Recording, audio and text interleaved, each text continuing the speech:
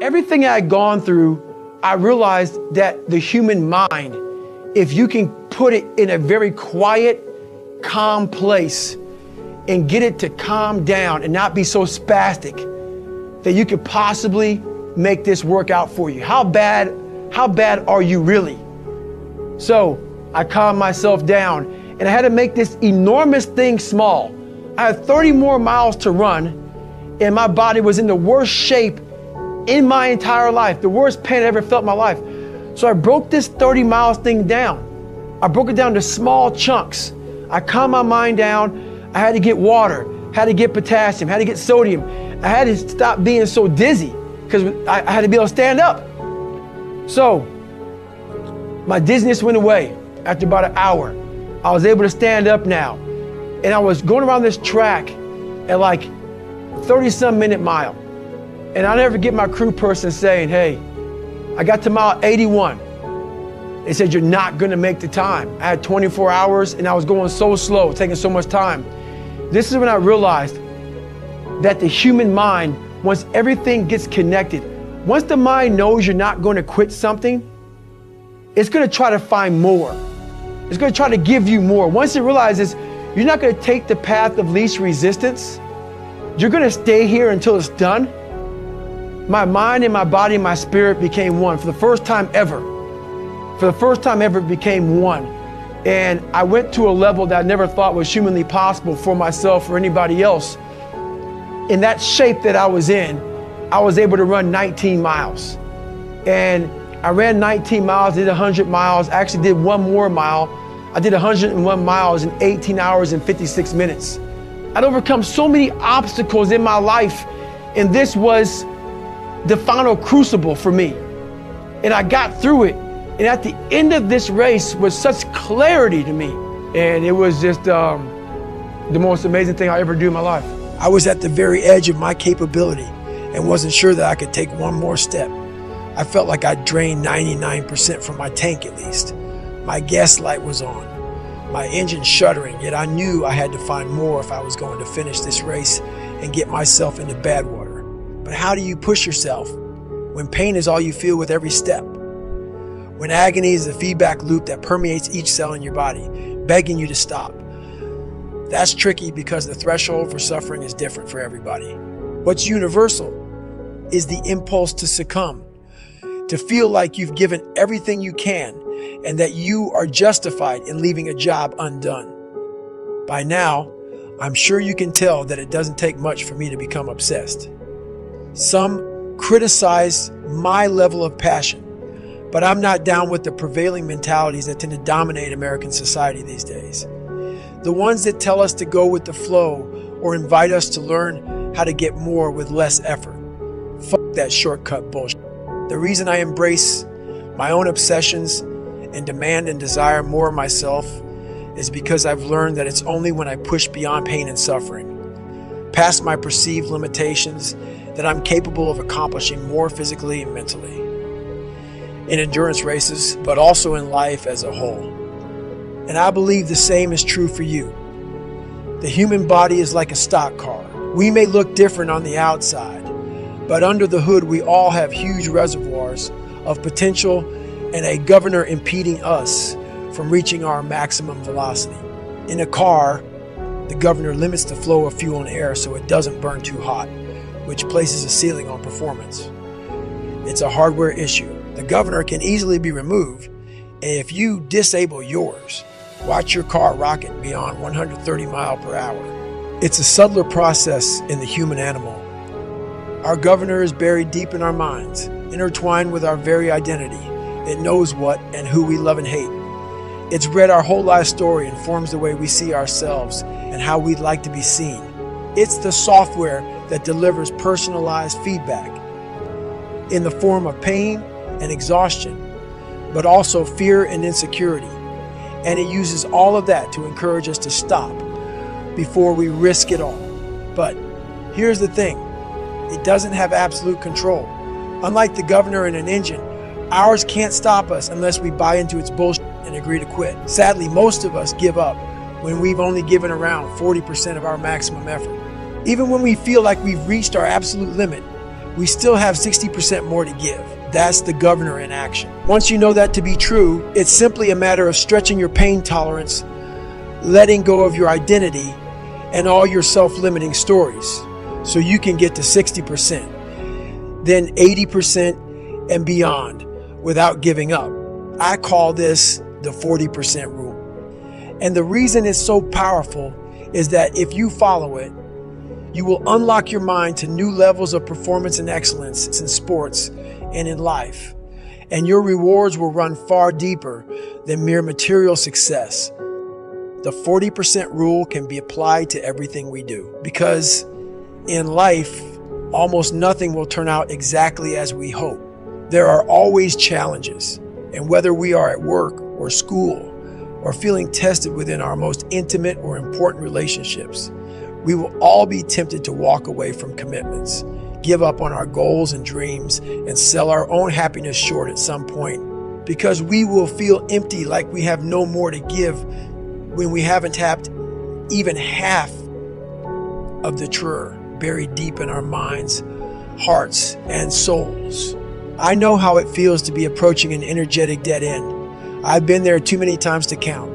I understand the temptation to sell short, but I also know that impulse is driven by your mind's desire for comfort, and it's not telling you the truth.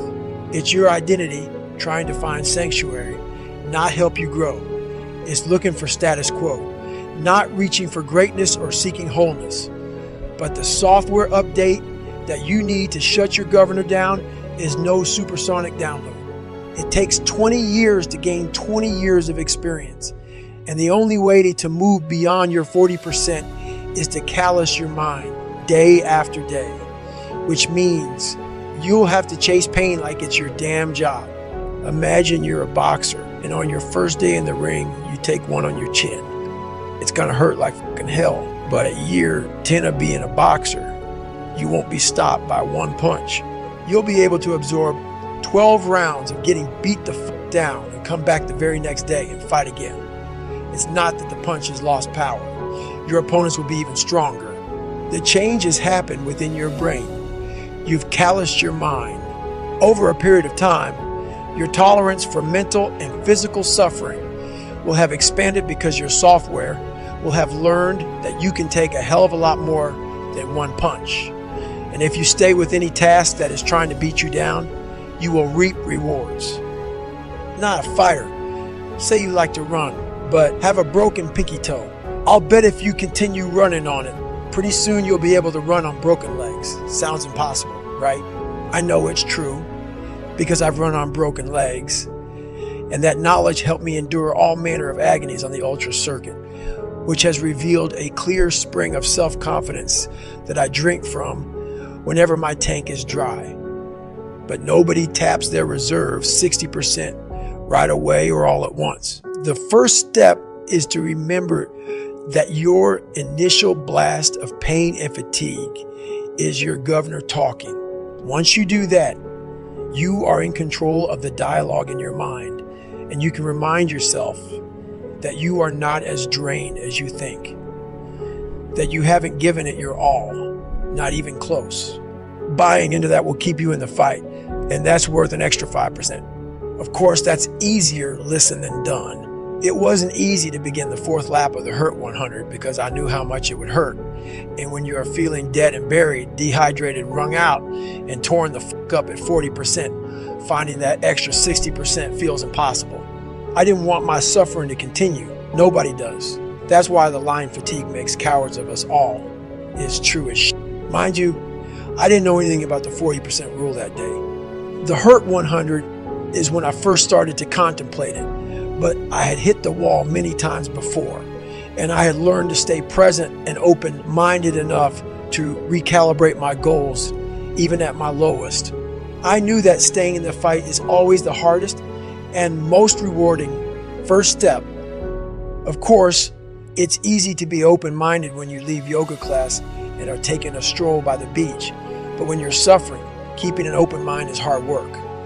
The same is true if you are facing a daunting challenge on the job or at school. Maybe you are tackling a 100-question test and know that you bricked the first 50.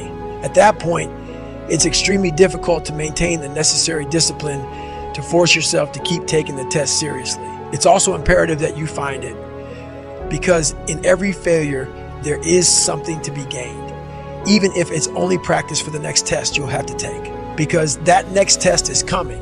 That's a guarantee. The 1 second decision is, I had to live through that 1 second decision several times during this race. So this race took me 100 and some hours, okay? And this is what people don't get. For you to finish that race, even though I DNF'd, I still finished in the time. So there's a lot of pride in that. So what I do in that 1 second, because we all think about quitting, it's hard. But what you have to do in that 1 second is hard to process information during pain, because that pain takes over and you can't think rationally. You're thinking about fight or flight, save yourself. That's not a rational thought.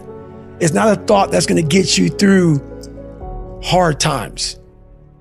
Most people fail that 1 second. So what happens, what I do in that 1 second, and there's a bigger process to all this, but in that 1 second, I physically stayed in that water, because if I get out of the water, I quit.